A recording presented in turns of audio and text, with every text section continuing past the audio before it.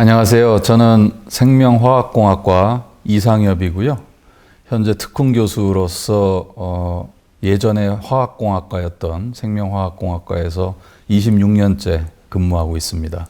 그리고 현재 카이스트 연구원 원장을 맡아서 융복합 연구소 6가지를 지금 같이 함께 재미있게 연구하고 있습니다. 네, 저희가 연구 주제를 잡을 때는 항상 큰 문제부터 시작해요. 예를 들면 기후변화. 근데 기후변화가 이제 더 이상 기후변화가 아니고 기후위기죠. 그래서 기후위기라는 건 뭐 인류를 뭐 완전히 정말 큰 위험에 빠지게도 할 수 있는 거기 때문에 큰 문제죠. 그 다음에 지금같이 감염질환. 이건 뭐 코로나19가 나오고 나니까 이제 얼마나 무서운지는 사람들이 다 알게 됐지만 그 전부터 사실은 굉장히 위험한 거였거든요. 그런 문제. 그 다음에 이제 항상 거론되는 인구 폭발과 고령화. 거기에 따른 건강 문제. 그것이 또 큰 문제고. 그 다음에 사람이 생명체이기 때문에 물, 식량, 에너지 문제. 그 다음에 지금같이 4차 산업혁명 시대에는 모든 것이 이렇게 디지털로 인터넷으로 정보가 왔다 갔다 하고 데이터가 왔다 갔다 하는데 사이버 시큐리티 문제. 이런 식으로 큰 문제들을 봐요. 문제를 보는데 저희가 풀 수 있는 그 사이버 시큐리티는 저희 사이버 보안은 저희 전공 분야가 아니거든요. 그러니까 그건 좋은 문제지만 그건 뭐 예를 들면 우리 연구소에 있는 IT 연구소에서 한다든지 그렇게 되는 거고 그건 제 비즈니스가 아니고.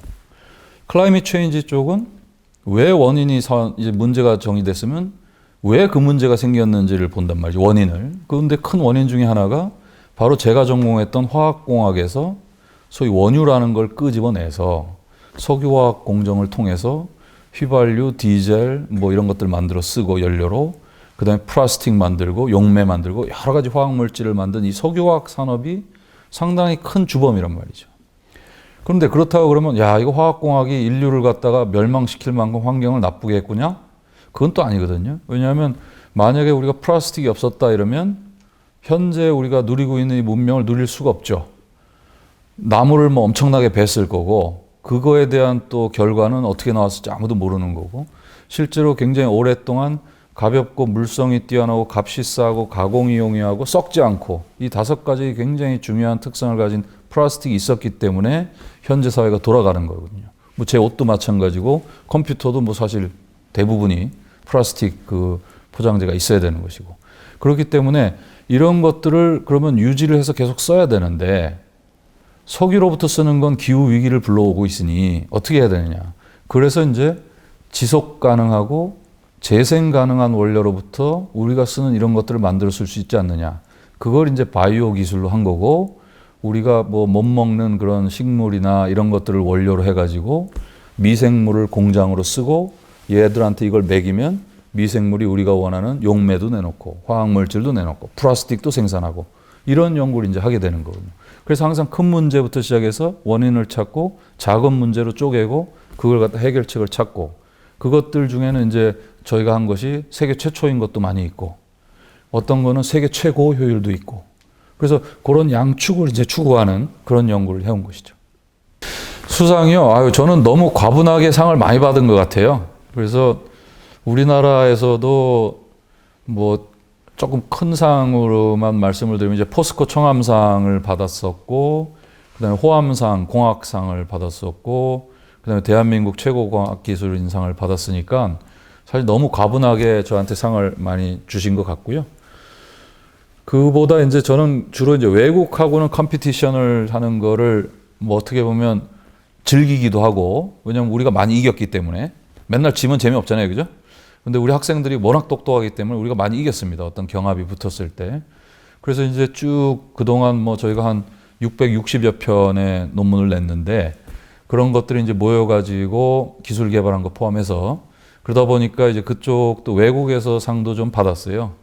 그래서 외국에서는 뭐 제가 뭐 아시아권에서는 처음 받은 상도 여러 개가 있고 그래서 뭐 미국 화학회에서 주는 마빈 존슨 상이라든가 엘머 게이든 상이라든가 이런 것들은 저희가 다 처음 받은 거고요. 그 다음에 이제 조금 더 저희 연구실이 좀 탄탄해지고 나서 받는 큰 상은 이스라엘에서 받은 퓨얼 그 이노베이션 상이 있는데 그건 이스라엘 총리가 주는 상이고요. 그 다음에 애니 어워드라는 거는 이제 친환경 화학이니까 제가 계속 했던 거 아닙니까? 근데 이제 그게 레코니션을 어떻게 해줘가지고 그건 이태리 대통령한테 대통령 궁에 가서 애니 어워드는 받았고, 그래서 상은 뭐 많이 받았습니다. 과분하게 많이 받았고, 그보다 어쩌면 더 중요한 거는 이제 이 학자로서는 소위 그 아카데미라고 부르는 게 굉장히 중요해요. 그러니까 우리나라 같으면 한국과학기술한림원, 한국공학한림원, 한국의학한림원 뭐 이런데 멤버냐 하는 게 굉장히 중요한데, 우리나라는 조금 과학기술 역사가 짧다 보니까 한림원에 대한 이 소위 뭐 리스펙트가 조금은 아직은 적은 편이긴 하지만 미국 같은 경우는 대단하거든요. 그러니까 내셔널 아카데미 오브 사이언스하고 내셔널 아카데미 오브 엔지니어링, 내셔널 아카데미 오브 메디신 이 3대 아카데미 멤버면 그 미국에서는 대학 평가할 때 뭐 논문을 누구는 몇 개 썼고 특허 몇 개 썼고 기술 이전 얼마 했고 뭐 레코니션이 얼마고 상 얼마, 이거 하려면 시간 오래 걸리잖아요. 빨리 어느 학교가 좋냐 그러면 보는 게 두 가지가 있을 수 있습니다. 첫 번째는 노벨상 수상자 몇 명이냐. 그냥 그거 갖고 학교 평가해 버릴 수 있고, 두 번째가 내셔널 아카데미 멤버가 몇 명이냐.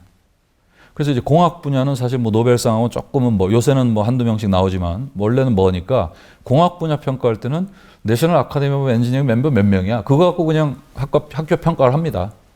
그 정도로 이제 굉장히 되기가 힘든데, 하여튼 뭐 그동안 저도 열심히 했고, 그 다음에 계속 제가 뭐 여러 번 강조해도 부족하지 않은 게 워낙 카이스트 학생들이 뛰어나기 때문에 그 뛰어난 학생들하고 같이 연구를 하다 보니까 이 아이디어가 다 구현이 된 거고, 그걸 통해서 제가 내셔널 아카데미 오브 엔지니어링하고 거기는 꽤 일찍 됐습니다. 2010년도에 멤버가 됐으니까 40대 중반에 됐죠. 그래서 그때 인덕션을 받으러 세러머니를 갔더니 거기에 80 먹은 할아버지가 저한테 고맙다. 너 덕분에 이 평균 나이가 조금 낮아질 수 있었다. 뭐 낮아지긴 뭐 얼마나 낮아졌겠어요, 한 명이. 근데 이제 보통 일렉션 되는 그 나이가 요새 거의 한 65세까지 올라갔기 때문에 그 하여튼 그때 그렇게 기여를 했다라는 재미있는 말을 들은 적이 있었고, 그리고 나서 한 5, 6년 있다가 내셔널 아카데미 오브 사이언스에도 제가 멤버로 됐습니다. 포린 멤버로. 그래서 이제 그 양대 학son, 메디신은 아니고요. 그래서 이 내셔널 아카데미 오브 엔지니어링하고 내셔널 아카데미 오브 사이언스에 동시에 외국 회원으로 지금 일렉션이 된 사람은 저 포함해서 지금 전 세계 13명 있어요. 예, 그래서 그게 이제 아카데믹 엑설런스를 보여주는 거기 때문에 제 오너도 있지만 우리 랩에서 이때까지 수행한 연구에 아카데믹 엑설런스로 멤버가 되는 거니까 그거를 이제 인정받았다라는 거에서 사실은 뭐 어느 상보다도 혹은 그 최소한도 그 정도의 그런 가치가 있다고 생각하죠. 과학자는 반드시 가져야 될 덕목이 있죠. 일단은 윤리적인 문제를 정확히 지켜야 되고, 반드시 내가 한 행위가 좋은 쪽에 쓰이도록 해야 됩니다. 그게 사람을 위해서든지 환경을 위해서든지. 근데 이게 항상 기술이라는 게 이 양날의 검이잖아요.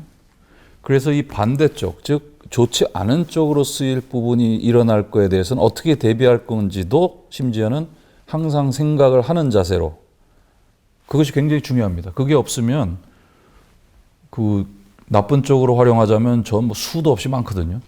특히 생물은 예를 들면 코로나 바이러스보다 더 센 놈을 제가 만들면 어떡할 거예요. 그러니까 이거는 이미 기본적으로 윤리적인 거로 무장이 돼 있기 때문에 우리 학생들한테도 그렇게 교육을 하고, 그런 건 아니 생각을 하는 대상이 아니고 거꾸로 그렇게 나쁜 일이 벌어졌을 때 그걸 어떻게 카운터 액트를 할 거냐라는 쪽은 생각을 많이 하죠. 그 다음에 이제 미생물을 갖다 우리가 막 엔지니어링해서 개발했는데 얘가 만약에 환경에 유출이 돼가지고 막 DNA를 서로 주고받고 하면 어떡할 거냐.